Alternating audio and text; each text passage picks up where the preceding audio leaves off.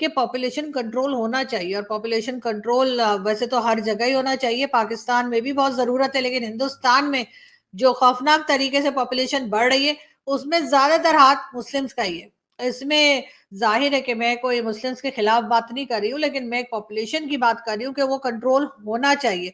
और अगर ना की गई, तो मैंने तो जहाँ तक देखा है कि जितने लोग मेरे कहना चाहिए मेरे साथ जिनकी बात होती है, या जिनको मैंने देखा है, जिनकी फैमिलीज़ क को मैंने देखा है, तो अगर वो हिंदू हैं तो उनके 2 ही बच्चे होते हैं या 1 होता है, और अगर मुसलमान हैं तो जी लाइन लगी हुई है, 4-5 से पहले तो कोई रुकता ही नहीं है। लेकिन ये ज़रूर है कि अगर यही सिलसिला चलता रहा, तो जितने भी लोग हिंदुस्तान में रहते हैं और वो मुसलमान नहीं है, तो वो ये समझ लें कि फिर आप लोग माइनॉरिटीज़ में चले जाएँगे, और मुसलमान अपने आप ही में जो है वो मेजॉरिटी में आ जाएँगे। मैंने आपको सिर्फ एक ही क्लिप सुनाया है मोदी साहब का, मेरे पास और भी बहुत से क्लिप हैं। तो मोदी साहब ने एक तरफ तो मुसलमानों को घुसपैठिया करार दिया है और कहा है कि जी कांग्रेस जो है वो इन मुसलमानों के साथ कोई बड़ा भला करना चाहती है इनका, और अरब नस्ल को भी गाली दे दी है। तो जय हिंद दोस्तों। भारत में इलेक्शन का समय है, ऐसे में पीएम मोदी ने एक चुनावी रैली में बोलते हुए 18 साल पहले दिए गए डॉक्टर मनमोहन सिंह के एक बयान को कोड करते हुए कहा कि श्री मनमोहन सिंह जी कांग्रेस के वही प्रधानमंत्री है जो कहते थे कि भारत की सारी संपत्ति पर पहला हक मुस्लिमों का है। इस बात को लेकर उन्होंने कांग्रेस के घोषणा पत्र पर सवाल उठाए, जिसमें उन्होंने संपत्ति को लेकर उन लोगों में बांटने की बात कही जिनके बच्चे ज़्यादा है। ऐसे में सवाल उठता है कि हिंदुस्तान में किसके बच्चे ज़्यादा है। तो ये दोस्तों, इसमें कोई शक नहीं है कि मुस्लिम कम्युनिटी हमेशा बच्चे ज़्यादा पैदा करने पर जोर देती है, और कहीं ना कहीं उनके दिमाग में एक ये भ्रांति रहती है कि ज़्यादा बच्चा पैदा करने से इस्लाम ज़्यादा फैलेगा और धरती पर उनका कब्जा होगा। इसमें इसको सिद्ध करने जैसी कोई बात भी नहीं है। यही हाल भारत का और पाकिस्तान से लेके सारे मुस्लिम देशों का है। अगर सारे मुस्लिम देशों की बात करें तो इतना ज़्यादा अरब में नहीं है जितना भारत, बांग्लादेश और पाकिस्तान में पाया जाता है। इसी को लेकर पाकिस्तान में मीडिया में सवाल उठने शुरू कर दिए। पाकिस्तानी पत्रकार हामिद मीर ने इसके बारे में एक लंबा चौड़ा प्रोग्राम ही कर डाला और भारत को भला बुरा कहते रहे। वहीं दूसरी ओर अपनी बेबाक और सच्ची राय के लिए प्रसिद्ध पाकिस्तानी पत्रकार आरजू काजमी ने साफ साफ शब्दों में कहा कि भारत में मुस्लिमों की जो बढ़ती जनसंख्या है वो न सिर्फ भारत के लिए बल्कि सारी दुनिया के लिए खतरा जैसी लगती है। भारत में जनसंख्या विस्फोट हो रहा है, जिसका एकमात्र कारण मुस्लिम है। वहाँ के मुस्लिम हिंदुस्तान में बच्चे दिन पर दिन अपनी संख्या बढ़ाते जा रहे हैं, जबकि पाकिस्तान में हिंदुओं की संख्या दिन ब दिन कम होती जा रही है। आरजू काजमी ने बताया कि हिंदू जहाँ सिर्फ 2 बच्चे पैदा करने में विश्वास करते हैं, वहीं मुस्लिम कम से कम 5 और उस ज़्यादा से ज़्यादा 15-20 तक भी बच्चे करते हैं। और अगर इसी तरह भारत की जनसंख्या खौफनाक तरीके से बढ़ती रही तो वो दिन दूर नहीं जब हिंदू अल्पसंख्यक हो जाएगा और हिंदुस्तान में मुस्लिम बहुसंख्यक हो जाएगा। ये समय दूर ऐसे लगता है जैसे दूर की बात है, लेकिन जिस हालात में जनसंख्या विस्फोट मुस्लिमों में हो रहा है, ये दिन दूर नहीं लगता। और अगर ऐसे में कांग्रेस पार्टी अपने मैनिफेस्टो में ये लिखती है कि ज़्यादा बच्चों वालों को संपत्ति दे दी जाएगी, तो जाहिर सी बात है हिंदुओं की और अन्य धर्मों की जो प्रॉपर्टी है वो मुस्लिम को ही जाएगी। इसी मुद्दे पर पाक मीडिया को आगे सुने। आपसे गुजारिश है कि वीडियो को लाइक व शेयर करना ना भूलें। धन्यवाद। अगर इसी तरीके से बच्चे पैदा होते रहे, लेकिन उससे फायदा कंट्री को कोई नहीं होगा। हमेशा की तरह जैसे शहबाज शरीफ साहब कोशिश करते हैं, उन्होंने सऊदी अरब में जब गए थे तो वहां भी उन्होंने कोशिश की थी कि एमबीएस जो है वो किसी तरीके से कश्मीर का नाम ले लें, लेकिन उन्होंने कश्मीर के बारे में कोई बात नहीं की थी।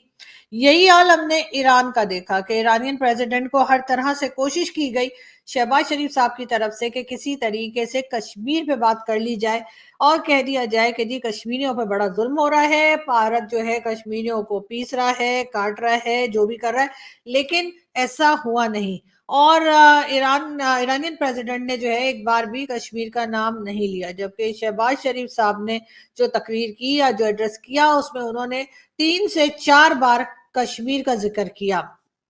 मगर ईरान के प्रेसिडेंट ने गजा का जिक्र जरूर किया और उनका ख्याल था कि गजा में जंग जो है वो बंद हो जानी चाहिए, लेकिन उन्होंने कश्मीर का नाम बिल्कुल नहीं लिया। मेरे ख्याल से इस वक्त जरूरत इस बात की है कि पाकिस्तान इस बात को अंडरस्टैंड करे कि अब कश्मीर कश्मीर करने से कुछ होने वाला नहीं है। भारत ने अपनी इकोनॉमी पे बहुत ज्यादा काम किया है, बहुत सीरियसली काम किया है, और यही वजह है कि अब ये भी बताया जा रहा है कि भारत जो है दुनिया के 4th नंबर पे लार्जेस्ट इकोनॉमी में जाने वाला है, यानी कि 4th लार्जेस्ट इकोनॉमी भारत बनने वाला है 2025 में। और बार बार कह रहे हैं कि जी मोदी जी ने जो है ये कह दिया है कि अगर कांग्रेस की गवर्नमेंट आएगी तो उसका मतलब ये होगा कि वो बाकी जो हिंदू कम्युनिटी है या हिंदू लेडीज है उनके जेवर उतार कर, मंगलसूत्र उतार कर और उनके जो घर हैं वो भी लेकर और वो मुस्लिम्स में बांट देंगे। अब बार बार यहाँ जो हमारे कहना चाहिए हामिद मीर साहब और कई दूसरे बड़े टीवी एंकर्स जो हैं वो बड़े परेशान हैं। उनका कहना है कि जी अरब कंट्रीज तो मोदी जी को बड़े हार फूल पहनाती नहीं है, बहुत अवार्ड्स देती नहीं है, और ये देखिए कि वो क्या बात कर रहे हैं, ये देखिए वो मुसलमानों के खिलाफ कैसे बोल रहे हैं। लेकिन मोदी जी ने ये भी कहा है कि जी उन लोगों को दे दिया जाएगा सामान, या उन लोगों को सारी चीजें दे दी जाएंगी जिनके बच्चे ज्यादा है। अब जिनके बच्चे ज्यादा है के ऊपर कोई नहीं सुन रहा, लोगों को ये ख्याल नहीं आ रहा। आपको क्या लग रहा है कि अगर मोदी साहब इलेक्शन जीत जाते हैं, वो कह रहे हैं अब की बार 400 पार, यानी कि 400 से ज्यादा सीटें लेना चाह रहे हैं वो, तो अगर फर्ज करें उनको 400 नहीं भी मिलती, वो दोबारा अक्सरियत लेके हुकूमत बना लेते हैं, तो आप समझते हैं कि पाकिस्तान के साथ ताल्लुकात में कशीदगी पैदा होगी या बेहतरी होगी? पाकिस्तान के साथ ताल्लुकात मैक्सिमम तो ये हो सकते हैं कि थोड़ा नॉर्मलाइज कर लें, मैक्सिमम। वो भी इसलिए क्योंकि बहुत सारी जहतों में हिंदुस्तान को फ़ायदा है इस बात से कि पाकिस्तान वाला जो फ्रंट है वो थोड़ा सा काम डाउन हो जाए। लेकिन अखंड भारत वाला जो मंसूबा है वो आज की पैदावार नहीं है, ये 1925 से सरवारकर के ज़माने से चल रहा है, और ये हमेशा से अंडर द सरफेस, जैसे कहते हैं विनियर जो सरफेस था उसके नीचे मौजूद था। और बड़ी इनकी कशमकश थी नेहरू और गांधी के साथ, लेकिन ये उस वक्त तो नहीं कामयाब हो सके। इन्होंने गांधी को मर्डर भी किया, लेकिन जब इन्होंने बाबरी मस्जिद गिराई तो इनको एहसास हुआ कि इनके पास ये पत्ता है, ये खेला जा सकता है। और उसके बाद इन्होंने सबसे पहले ये गुजरात में खेला। गुजरात में जब ये इलेक्शन जीते तो उसके बाद से इनको अंदाज़ा हुआ कि ये तो बड़ी पावरफुल है और हम आ सकते हैं। तो इसलिए मैं नहीं समझता कि इस वक्त मोदी सरकार अपनी तीसरी जो उनकी टर्म है उसमें उस एजेंडा से हटेंगे। तो जन साहब, अगर हम खोलते हैं, फ़र्ज़ करें अगर वज़ीर ख़ारजा ने कहा है, तो अगर ट्रेड खुलती है तो मोदी साहब तो कहेंगे ना कि आप भिखारी हैं, तो इसलिए हमने कहा थोड़ा सा आटा आपको सप्लाई कर दें। ये बहुत मेहरबानी हामिद, आपने इनवाइट किया। देखिए, मैं ये समझता हूँ कि इस वक्त भी दुनिया में भूखे लोगों का सबसे बड़ा इज्तिमा जो है वो इंडिया के अंदर है। ये ठीक बात है, उनके फॉरेन एक्सचेंज रिजर्व्स हैं और रिचर हो रहे हैं। लेकिन 2019 में जब इलेक्शन हुआ था तो मोदी ने उस इलेक्शन के फ़ौरन बाद आके 370 ये जो कॉन्स्टिट्यूशनल कू कश्मीर में किया था, ये उस वक्त कर दिया था। अभी भी इनके मुंह को खून लगा हुआ है। लेकिन आपको याद है ना कि 2019 के इलेक्शन से पहले पाकिस्तान में कुछ हमारे दोस्त थे, उनको बड़ी उम्मीद थी कि जी मोदी साहब अगर जीत गए इलेक्शन तो बड़ा ब्रेक थ्रू हो जाएगा जी, पाकिस्तान इंडिया के ताल्लुकात ठीक हो जाएंगे। तो ये हमारा जो है ना, ये बड़ी नाइव सोच है। मुझे तो ज़रा बराबर भी शक नहीं कि आपको इंडिया कभी भी एक मजबूत पाकिस्तान को अपने विंग्स में बर्दाश्त नहीं करना चाहता। यस, भूटानाइजेशन आपकी हो सकती है, सबसर्विएंट पाकिस्तान एक्सेप्टेबल है। उन्होंने तो जब न्यूक्लियर अपनी कैपेबिलिटी ली तो दे वर नॉट थिंकिंग कि पाकिस्तान भी कर लेगा। तो अल्लाह का करम है, हम अपने तौर के ऊपर अपनी डिफेंस के लिए तो रेडी हैं। आपने पाकिस्तानी मीडिया को पीएम मोदी के बयान पर सुना। इसमें एक बात गौर करने जैसी है कि आरजू काजमी जैसे पत्रकार पाकिस्तान में गिने चुने ही है जो अपनी बात को साफ गोई से कह सकते हैं। आरजू काजमी ने साफ कहना था कि ये जो खौफनाक तरीके से मुस्लिम आबादी बढ़ रही है, इससे भारत के संसाधनों पर बोझ पड़ता है जो कि बाकी को चुकाना पड़ता है, और कहीं न कहीं ये जनसंख्या विस्फोट भारत के लिए खतरनाक साबित होगा। वहीं हामिद मीर जैसे पत्रकार हैं जो पाकिस्तान के हुक्मरानों की भाषा ही बोलते नज़र आते हैं। वो कहते हैं इससे कि पीएम मोदी की इन बातों को गुजरात से लेकर और दिल्ली तक जोड़ते हैं, जिसमें गुजरात के दंगे और आदि चीज़ों के लिए वो पीएम मोदी को जिम्मेदार ठहराते हैं।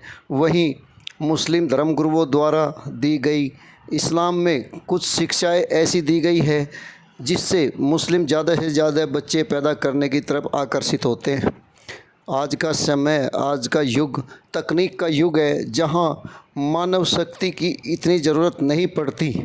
भारत जैसे सेकुलर देश में जनसंख्या बढ़ाकर संसाधनों पर कब्जा करना ये एक बहुत ही खतरनाक सोच मानी जा सकती है। इसमें पार्टियां अपने वोट बैंक को साधने के लिए कहीं तक भी जा सकती है। इसमें कोई शक नहीं है कि 18 साल पहले डॉक्टर मनमोहन सिंह, चाहे उन्होंने खुद कहा हो या उनकी पार्टी की आइडियोलॉजी में ऐसा हो, ये उन्होंने ज़रूर कहा था कि भारत के सारे संसाधनों पर पहला हक मुस्लिमों का है। उनकी यही सोच, उनकी यही दिशा आज भी उनके मैनिफेस्टो में झलकती है। ये किसी एक इंडिविजुअल या कांग्रेसी का काम नहीं है, ये एक उनकी विचारधारा में है। इसी को लेकर पीएम मोदी ने निशाना भी साधा था। दरअसल कांग्रेस हो या कोई अन्य पार्टी, उन्हें मुस्लिमों का भला ही करना है तो उनको रोज़गार और पढ़ाई की तरफ ले जाना चाहिए, ना कि जनसंख्या विस्फोट होते रहते हुए भी किसी संपत्ति आदि का लालच देने की ज़रूरत नहीं है।